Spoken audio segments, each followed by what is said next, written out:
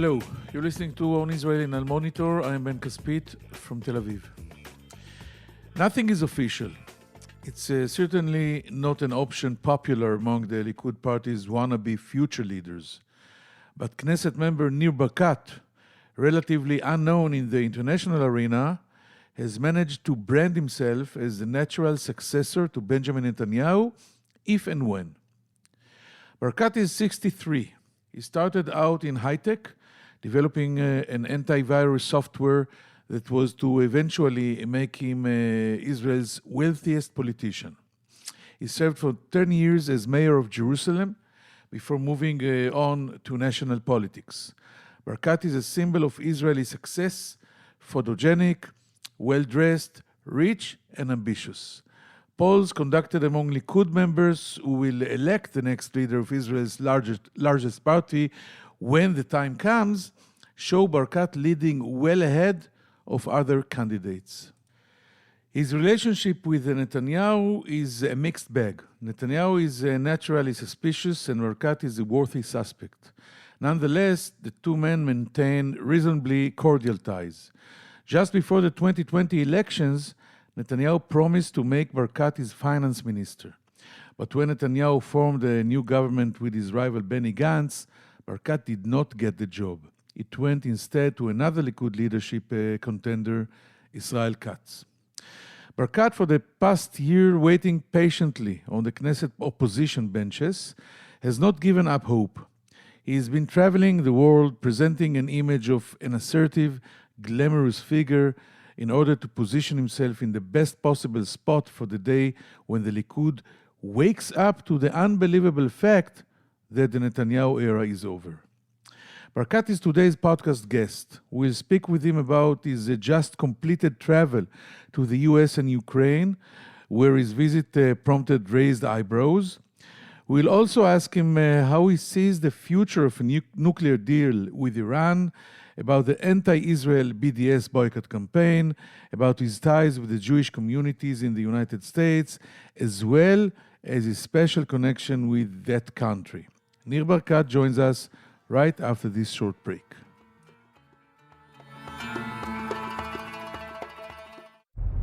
Hi, I'm Elizabeth Hagedorn, and I'm the State Department correspondent at Al Monitor. And I'm Joe Snell. I'm Al Monitor's video editor. Let's admit it, this past year has been difficult to stay on top of the news and sift through what's accurate and what's misleading. Let Al Monitor help you. If you care about the Middle East and North Africa, you should consider listening to Al Monitor's audio series On the Middle East with Andrew Parasalidi and Amber and Zaman, and On Israel with Ben Caspit. You can now watch our newest video podcast, Reading the Middle East with Gilles Capel. You can subscribe to these series on your favorite podcast platforms. And through a host of free daily and weekly newsletters, we offer a range of perspectives with the highest journalistic standards. You can subscribe to these newsletters at almonitor.com. As an award-winning media service headquartered in Washington, D.C., Al Monitor has a network of over 160 contributors around the world. So if you haven't done so already, be sure to visit almonitor.com, where you can find all of these newsletters and podcasts along with first-class reporting and analysis.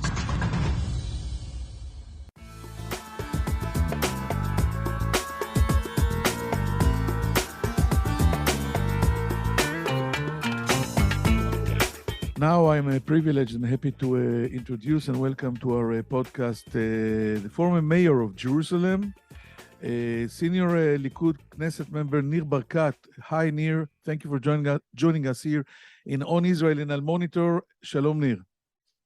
Shalom Ben, how are you? Thanks. Let's start. You just came back or finished your journey in the United States of America. What was the purpose of this trip? Well, there are three issues I raised: Iran, and Iran. Mm-hmm. Actually, I spoke to a few congressmen and senators about the threat, the strategic threat that we have from Iran. We're talking about a regime that wants to create a bomb in order to use it. They say it in their own language. They're basically saying that they want to destroy Israel. And so I was making the point that you don't make a deal with somebody that wants to take you out of business. Somebody that wants to destroy Israel, what kind of an interim deal can you make with them? What we need to do is have no deal and focus on how we create a force that will threaten and deter Iran from trying to take their course of action and wipe out Israel. And this message is one of the most important messages that I conveyed in the United States. You know, there is not everybody in Israel agrees that a deal is the worst option. I'll give you an example.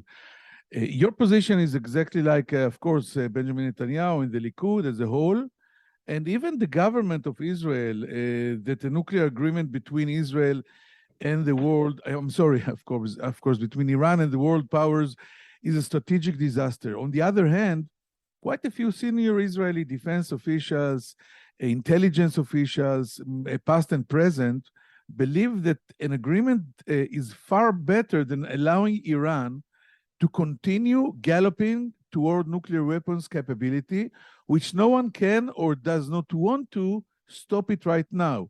What do you tell them?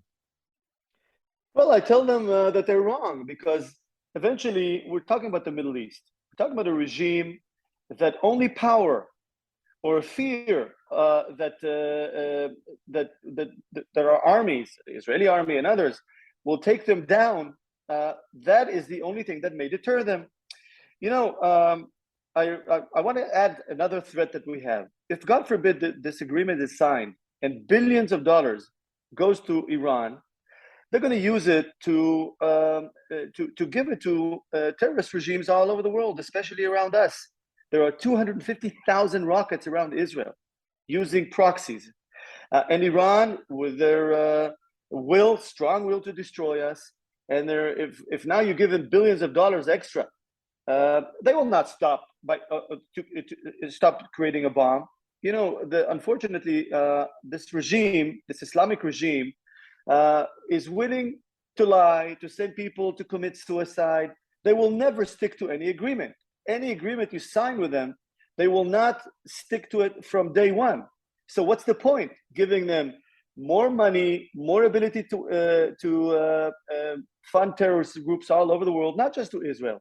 You know, what I basically said to the Americans, to our American friends, is that while we're the small Satan, the United States is the big Satan, according to to this regime. So what's the point making a deal? You're fooling yourself, whoever thinks that the deal will stop them from creating a bomb. The incumbent Israeli government has used several sophisticated maneuvers to delay and or prevent a deal with Iran. It successfully campaigned against Iran's demand to remove the Revolutionary Guards from the US terror list, and now against its demand to bury international findings of its suspected nuclear military ambitions, the three open files. Can I assume you are willing to credit the current government with these achievements? And something else, I'll be happy to know what is your impression, because you just came back from Washington. Is these delays are here to stay? What are the chances of getting to this, the sides will reach this deal eventually, finally? Well, I am concerned, but I see that there's no decision yet in the current administration in the United States. I'm concerned because I understand that, God forbid, if this deal does get signed, Israel is a big threat, and we must do everything we can to eliminate it. You know, I want to add one more thing. The Abraham Accords. The Abraham Accords are threatened by Iran because they see the bully in the Middle East called Iran threatening not just Israel, but also the moderate Arab states around it. Now, the more we align interests against Iran, the better the chances of expanding the Abraham Accords. If, God forbid, Iran becomes stronger, even the Abraham Accords could be at risk here. Because in the Middle East, you have to be bad with the bad guys and good with the good guys. And if you don't stick to that strategy, the good guys may fall apart. And this is something that people should understand. There's much at risk here. And only when Iran will be threatened, that we will hit it militarily, may they be deterred from their action. only credible military option, like we're used to say. Let's Yes. go back to the United States. There's been a steady distancing in recent years between Israel and the most important congregations there, the Reform and the Conservative Jews. This is in large part of the result of policies adopted by your party leader. How do you see how do you see this turn of events? Is it appropriate for Israel to campaign against the reform in order to politically appease the ultra-Orthodox? Where do you stand in this issue? Because I know you have solid roots, and we'll talk about it in America. Well, mind you, remember that I was mayor of Jerusalem for 10 years. And what I've learned managing the most complex city in the world is you have to stick to what we call status quo. Status quo is not just accepting the situation as it is. My interpretation of status quo is you make social compromise for the benefit of living together. You don't convince somebody that he's wrong and you're right. You sort of think of how do you compromise and maintain status quo. I believe in status quo. I believe that we should set expectations for everyone to maintain status quo. It's not perfect for either side, for neither side. However, that philosophy of maintaining status quo is the right one. And this is something that we have to pitch to all people, maintain status quo, because that's the best way to live together with compromise. So how would you deal with the crisis, for example, around the Western Wall, that the Reform and the Orthodox got in certain moment in history? Netanyahu government voted and approved this compromise that they will have the far portion of this sacred wall, and then it was cancelled. Well, eventually you understand that there's disagreement, and status quo means that if you want to change things, you do it with agreement, with consent. And unfortunately, we have not yet reached that consent. But from my experiences, don't take a one-sided decision. Focus on cooperation, and if you don't change, that's also fine, because you're maintaining status quo. What I learned in my life as mayor of Jerusalem is that if you take action against another side, then you're going to get action against you back again, and eventually you end up with a status quo where you started. So I'm a big believer in status quo, and we should manage the expectations of people and not create expectations that cannot be accomplished by either side. Okay, let's move to another issue. You are one of the leading fighters against the BDS campaign. How should Israel fight the BDS? It is doing enough on this front or not? We have a lot of work to do. I believe that the right thing is focus on, people attack us as if though we are not, we have violations of human rights. However, we are by far the best democracy in the Middle East, by far maintaining freedom of religion, freedom of movement, freedom of press, and anything. And around us in our region, there are violations that are appalling. The world has to see and compare Israel to our region around us, and you'll understand that we will do everything we can to maintain human rights. And on the other hand, our adversaries and unfortunately, our enemies, they are 100 times worse. And if you really care about human rights, we should align interest with these organizations that care about human rights and focus on where the real problem is. And it's not in Israel. We are very proud democracy and compete with other democracies on human rights. And so I think the approach should be show and demonstrate not just what we're doing good, but also focus on where the real problems are. And many organizations in the world that care about human rights have to go to those BDS supporters and ask them, wait a minute, why are you attacking Israel? You should be attacking where the real problems are.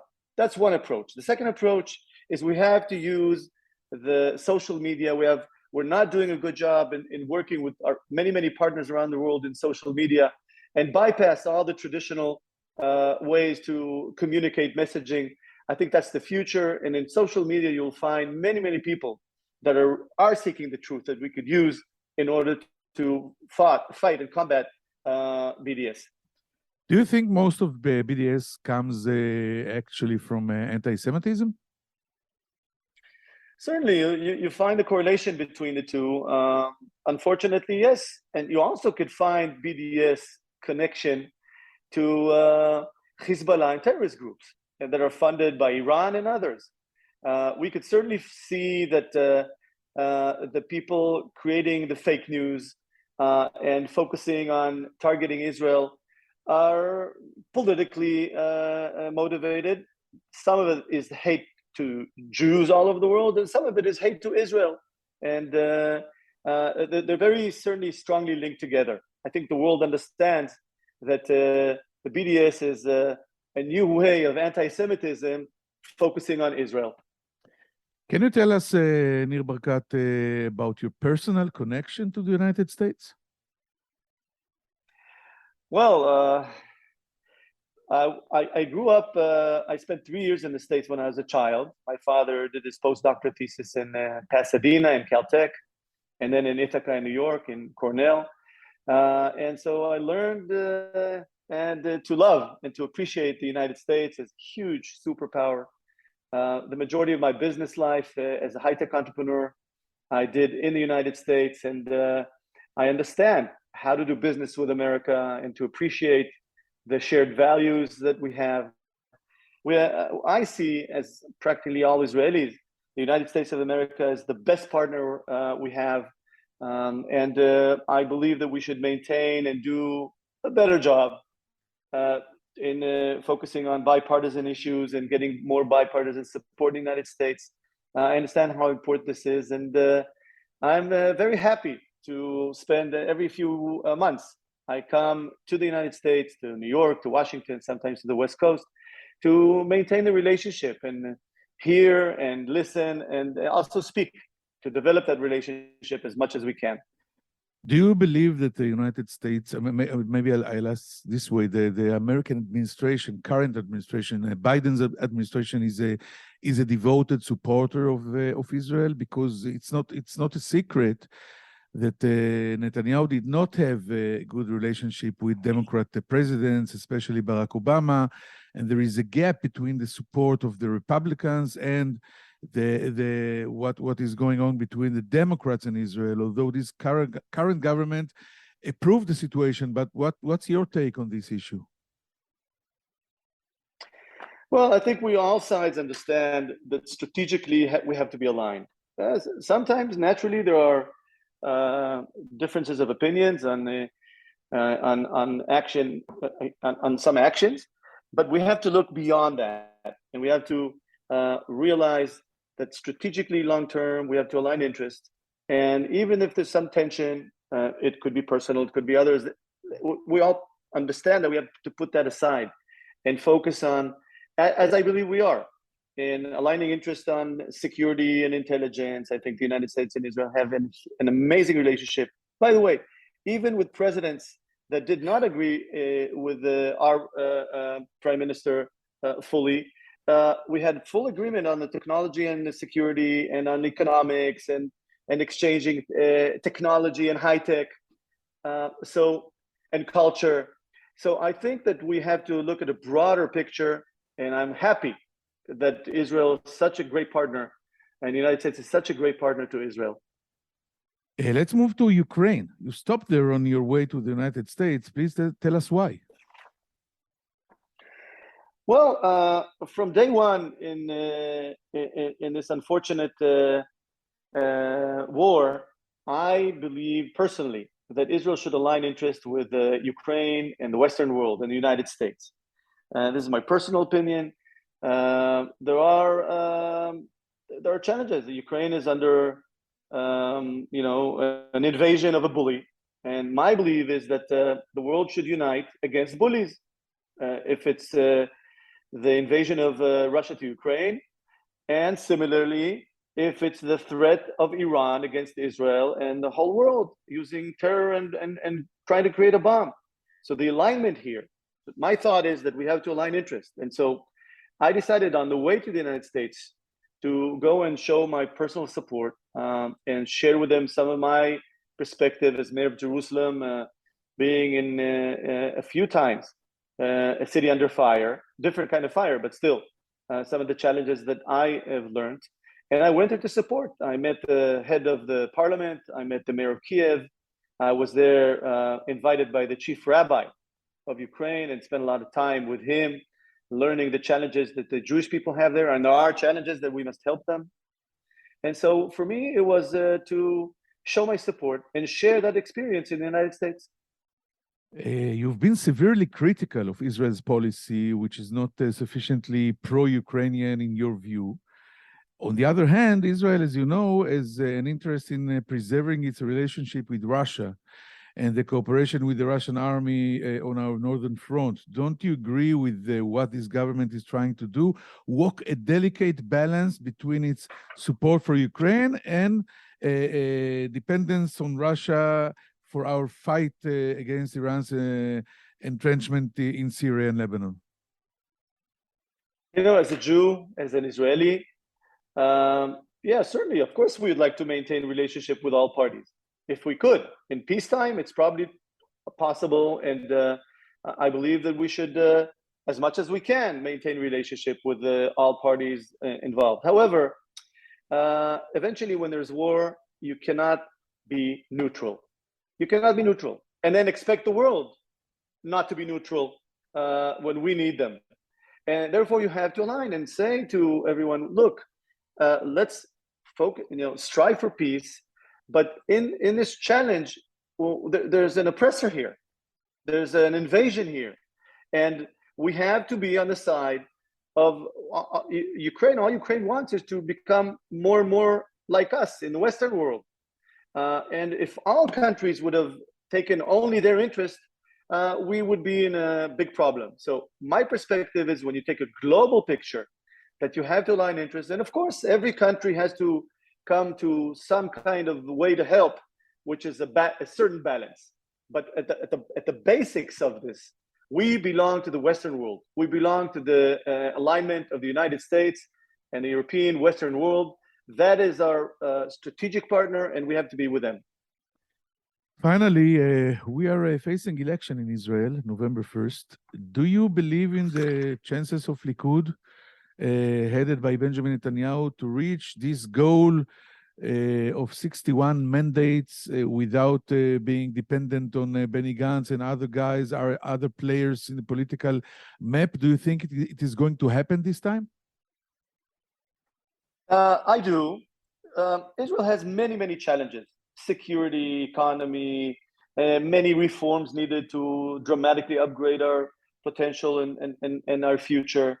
And only the Likud, headed by Netanyahu, can form a stable government that will last 4 years and take these challenges on successfully. Netanyahu is best suited to do that. We are more organized. However, now we have to get people out to vote. That is one of the biggest challenges we have. And I believe it's within reach, and I'm optimistic, working very hard. But I'm telling all the voters of the Likud, you have to bring your friends to put to vote Likud. Otherwise, we're not going to win. It's within reach. It's possible. We have to work very hard and win November 1st.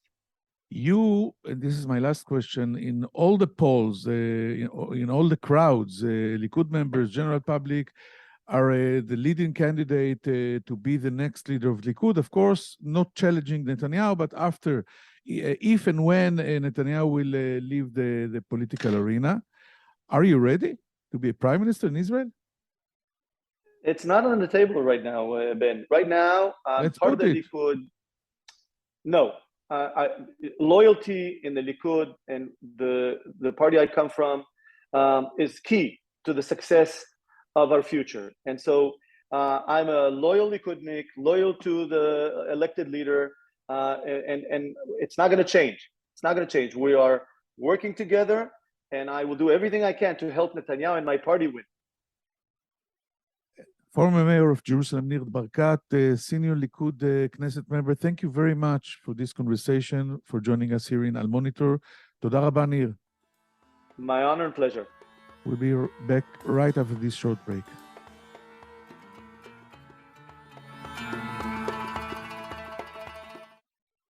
Hello, I'm Gilles Kepel, professor at Sciences Po and Normal Sup in Paris, and author of a number of books and articles on the Middle East. Through my new podcast, Reading the Middle East, on the award-winning media service Al Monitor, we will take a deep dive into the trends in the region with the authors and thought leaders who are shaping how we think about the Middle East. Reading the Middle East will be a fantastic addition to Al Monitor's outstanding podcast lineup, including On the Middle East with Andrew Paraziliti and Amber Zaman, and On Israel with Ben Caspit. You can subscribe on your favorite listening platforms. We look forward to your joining our conversation.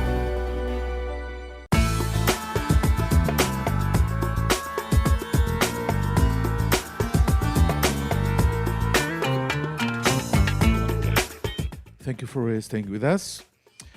Knesset member Nir Barkat, the leading candidate to be next Likud leader if and when Benjamin Netanyahu quits politics, is actually speaking already as a prime minister. He's not going into politics or Israeli politics, but he's very confident in declaring that no nuclear deal with Iran will bring safety to Israel or the Middle East.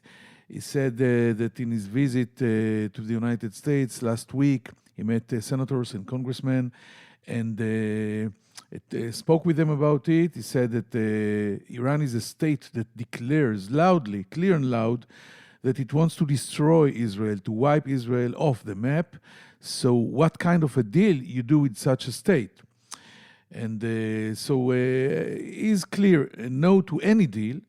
What we can do, or the world, or the international community, or the West, or the superpowers, is build a force that will deter Iran and stop the nuclear bomb.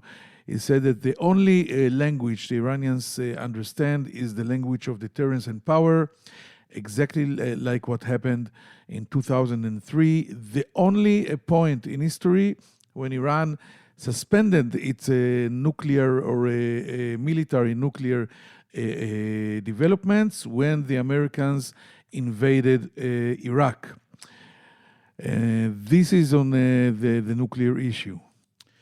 When we spoke about terror, he mentioned that Israel is surrounded by 250,000 rockets.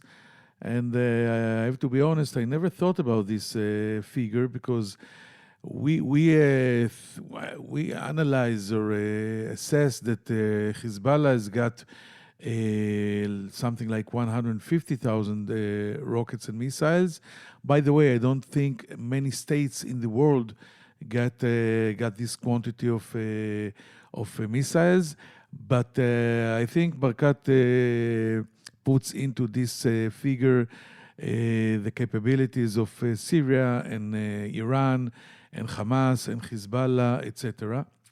And when you take these 250,000 rockets, add to it the extra billions in his language that will boost the Iranian economy if the deal will be signed, you get a lot of trouble.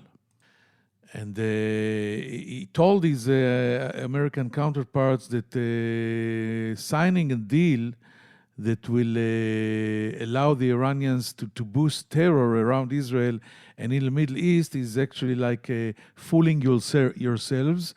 I asked him about his opinion or impression after the talks in Washington about the situation of the current situation of the negotiation with Iran, and he said that he thinks that no decision was taken yet, not by the Americans and not by the Iranians, but he is still very, very concerned. Another interesting point he mentioned is that if the deal will be signed and Iran will be strengthened, so the Abraham Accords will be threatened. and will be at risk. And this is another reason to Barkat's opinion that it must not be signed. In Israeli politics, he, of course, said whatever they have to say in the Likud, that he is confident that Benjamin Netanyahu is able to, this time, in the fifth try, to reach the 61 mandates goal, and Likud is the only party that can form a stable government in Israel and take Israel to the next era, because 5 campaigns in 2.5 years is something that even Lebanon, and this is something I say, can't afford. I hope you found this conversation interesting, and I think we will meet here after the Jewish holidays. Meantime, thank you very much for listening. Take care, and bye-bye.